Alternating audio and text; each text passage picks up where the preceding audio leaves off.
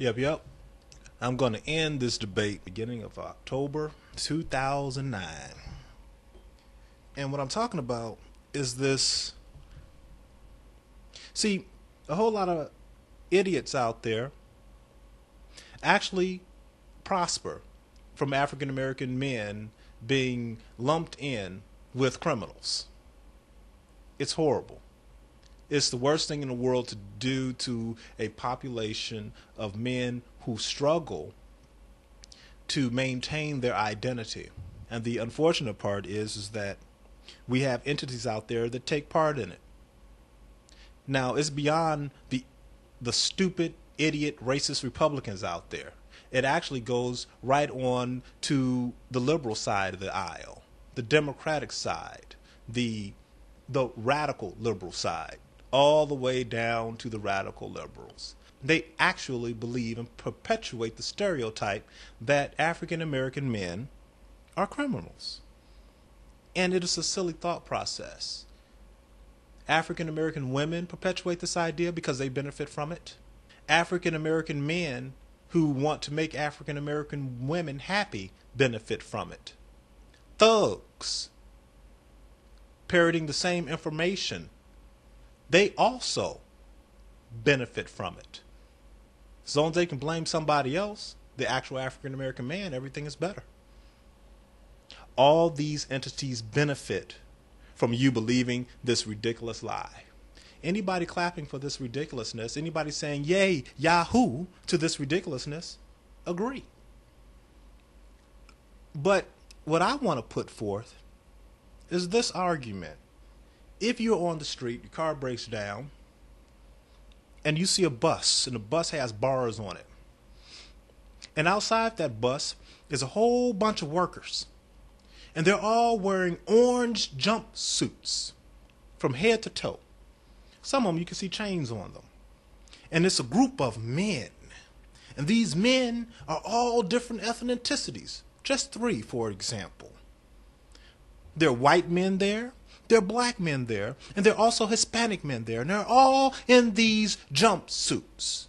And yes, they're prison jumpsuits. Now the question that I pose to everyone who is listening to this is this, and it's real simple. Do you look at these men and say to yourself, oh, that's a group of white men there. And look over there, there's a group of black men there. And look over there, there's a group of Hispanic men there. Or do you say to yourself, those are a bunch of goddamn criminals, a bunch of prisoners. I'm afraid. This is crazy. Why did my car break down in front of a bus full of prisoners and criminals? That's my point. Most people who are of thinking age, who are educated, who find themselves calling themselves professional, will always see that group of men not as their ethnicities first, but they see them as their jumpsuits and those chains first. Criminals, rapists, thieves, murderers. That's my point. And you're listening to the Cavalry.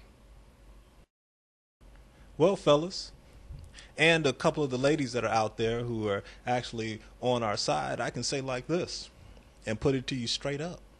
Our work has paid off. It only took 2 years. It took black women 30 years to F up everything. But it took 2 years for African American men to start righting the ship. Now, what we've done over the past 2 years has finally manifested itself positively towards African American men. So imagine what happens if we go for another year, another 2 years, or how about 30 years? How amazing it would be. How much correction can happen within the black community. And you're talking about what has happened besides what happened in Chicago? Well, let me tell you. If you look on TV, there are a couple of different distinctions. Number one, the cartoon, The Cleveland Show. All these years you had African American TV shows, cartoons. You had Fat Albert and the Cosby Kids. You had the Cosby Show. Yeah, you had Martin. You had Living Single. You had a whole bunch of shows. But this particular show, the Cleveland Show, shows the African American community in its reality. And I don't even know if you guys saw it. But what happened was Cleveland moved from Quahog to another town because he just got so sick and tired of Quahog, which was okay. So he took his heavy son and moved to a different town. And in this town had an old girlfriend of his. Not quite a girlfriend, but an African American woman who, what? Had an insatiable need to have sex and procreate with the bottom rung of the black community, a complete thug, a complete slick idiot from her past that was in his past as well. And she passed Cleveland over for the moron, the criminal thug, and had a plethora of children with him. I think about 2 or 3 of them. Now Cleveland comes into the picture, and yes, that criminal thug is also in the picture as well. They're not together anymore, and she has lost her looks. Doesn't even look as good as Peter Griffin's wife. Not even close. Has not kept her figure. And she has some raunchy kids to come along with it. Now, he always loved her. But see, here's where the story takes a tragic turn. Cleveland has the choice of leaving and going on his merry way, and he drives away from the whole issue. Decides, hey, I don't want to be with her and her thug man. But somewhere in there, he makes the choice, which 90% of African American men make. And he went back to this woman and her kids and her thug ex-man. But that right there, that show is a culmination of the work that the brothers here on generation-x.net and YouTube and everywhere else on the internet have been trying to put forth the reality of what's going on in the African American community. And right there was a culmination of realistic, real talk right here on all these venues. And it took black men to speak up, to tell the truth. That show is so real. Cleveland, the fool that he is, went back to the woman, and there we can have a complete show. You see, if the man does not go back to the comedic silliness of this African American reality that's been put forth by African American women, there wouldn't be a show. You need to have a train wreck of comedy in order to have a show. If you went on to be happy, there wouldn't be a show. See, Peter Griffin's an idiot. So therefore, you have a show. Homer Simpson is an idiot. So therefore, you have a show. So, Cleveland goes back, and the idiot in the show is the African American woman, and the idiot in the show is him for going back to that family situation, the one that I talk about often, saying, I don't want to have any parts of. I'm not going back. I'm not uplifting a complete fool and her children.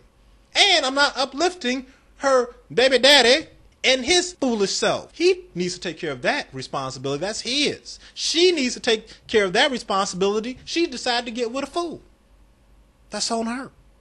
So enjoy the Cleveland show. But that right there is our work in a nutshell. If we didn't speak out, that train wreck wouldn't be possible. So we can laugh at it every single weekend. It's wonderful. So you brothers out there, you laugh your butts off because that's what you did. That's your work. You're amazing. I'm amazing. Sergeant Willie Pete's amazing. Captain Solo's amazing. Every brother that sat up there and complained, man. I'm talking about Remedy MP. Yeah, I said it right. That's right. And then, man, Cool Water, all you cats. I'm telling you. Har 7, you too. Black Skin 1 as well. That brother's been putting it down for a long time, boy. Gives great advice. Also, Hastiest for sending us all those cool emails, man, letting us know everything of what's going on out there on the YouTubes and everywhere else in the world. And I'm also going to give a special shout out to Aaron Magruder of Boondocks. Man, that cat's cartoons, being bold enough to just to tell the absolute truth, his take on it, which coincides with all of us other black men out here.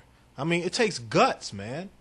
And again, I'm going to send a shout out to Chris Rock as well. I mean, straight up guts, man. I mean, this cat, he done did his stint on The View, told his whole side to the hair incident, and he did not follow not a single African-American woman's lead that was on the show. No Whoopi Goldberg and no Sherry Shepherd. This cat was tough. You got to check it out. You got all your answers right there, black man. And he was able to do it as a black man, even though he's married.